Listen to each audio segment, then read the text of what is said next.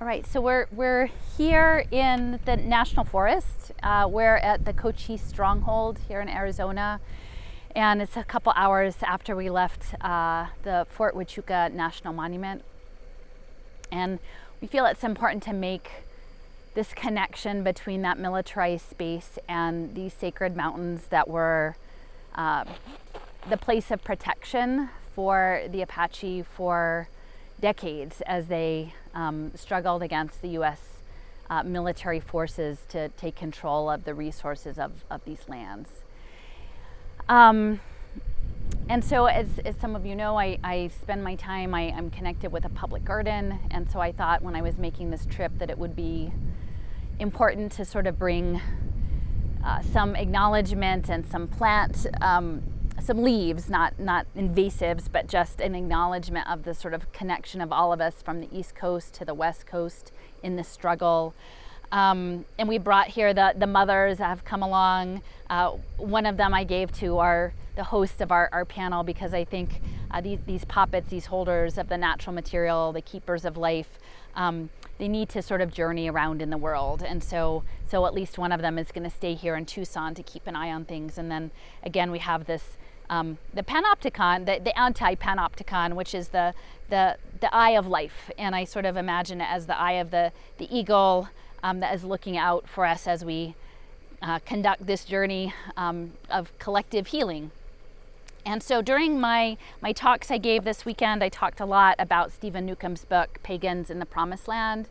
And Stephen has committed his life to understanding Indian law, especially as regards to its position as the foundation of property law in the United States, and looking at the original language of the papal bulls and the framing of domination of indigenous people, of the original people to this land, and legitimizing the idea that they were heathens to take over their lands and resources and to attempt to erase their culture.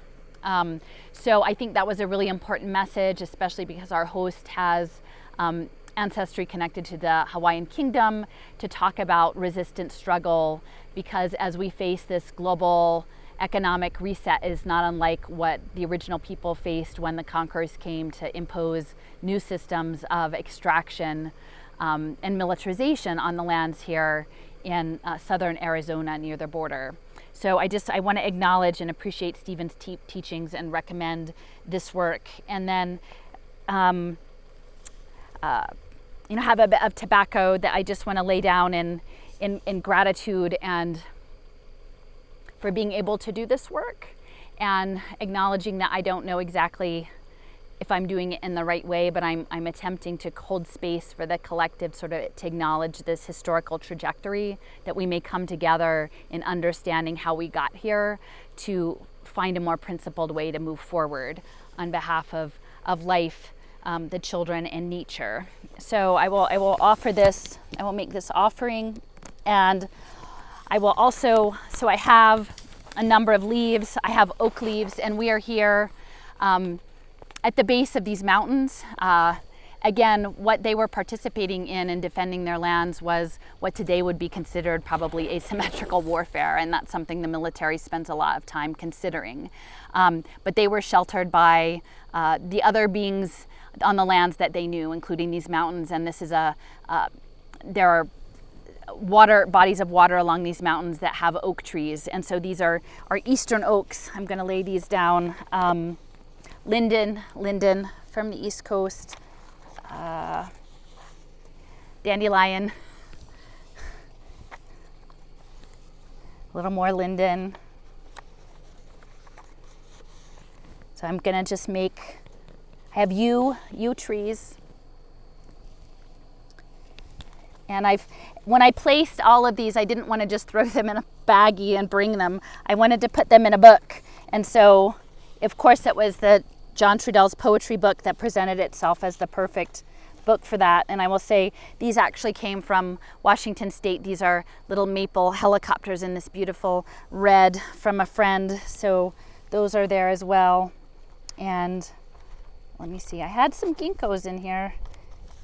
Ginkgos, because again, we have Asia represented, and this is a global This is a global engagement to save natural life from nanotechnology, right? And the ginkgo would represent Asia in that as well. This is not a United States versus other countries in this engagement around biotech. The dandelions are across these continents, and we need to use everything at our disposal, I think, to bring a peaceful resolution. So I think those are most all of my, here's a bit. So I'm going to make this offering towards a healing intention, towards a transmutation of the militarization that American culture had brought into this space, the extractive nature of both the mining industries that are around here, and in looking at the ghost towns and the ways in which extraction always leads to an end, that the next level of extraction is against our minds and our bodies as data, right? And so as we see the ghost towns that we drove past on the dirt road in, what does a ghost town of the soul look like? You know, I think that's something we have to think about. What is a ghost town of the soul? So I have one poem to read in this space, and it's called Questions.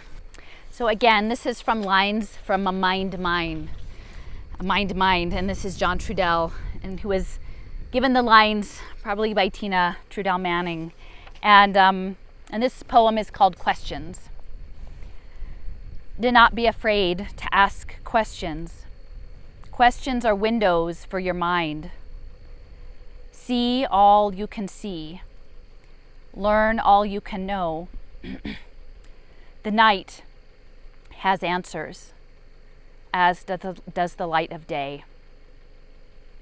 As we are taught to buy and sell, we must remember how to give, what to give, a way to live.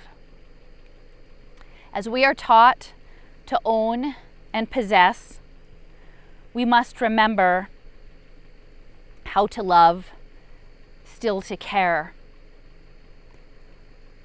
Why we are here, there is a reason. This, our world, this is our season. Do not be afraid to ask questions. To ask questions. Questions are windows for your mind. See all that you can see. Learn all that you can know. The night has answers, as does the light of day. And so to close out this day, a day of learning and being on this land, I just want to emphasize that this is the moment to question. And in this moment, when they want to turn us into things that own and can be owned and possessed, and to thingify us, as Dr. King had said, we must know how to love and care, and to be able to see with eyes, to see the truth, and then to act on that knowledge, act from a principled place. And so I just want to acknowledge the struggles of the Apache for decades, of Cochise and then later Geronimo, and of all of there were 1,000 people who were in these mountains, warriors and women and children who grew up and lived for decades among these mountains and these creek valleys and the oaks to try to find a way to preserve their world against a conquering force. And that is a true thing. And the Fort Huachuca Monument framed it as the cavalry they were bringing law and order, and they were protecting settlers and ranchers and miners. And so we have to come to terms with that narrative, and what that narrative meant for Apache children who died, and families that were broken. Because law and order, who gets to decide law and order? And I think in many respects that's part of Stephen's book, is to talk about, is it law and order of people who are issuing edicts across oceans to people on their own lands who know how to live in relationship to their lands for centuries? what is law and order, because we are about to face a new order, very likely an attempted new world order, and to see the history and to know and to learn and to be willing and open to these learning and new teachings and to adjust your understanding of the world is of vital importance to the healing that has to happen, to find a new way that looks to the old. So I'm grateful.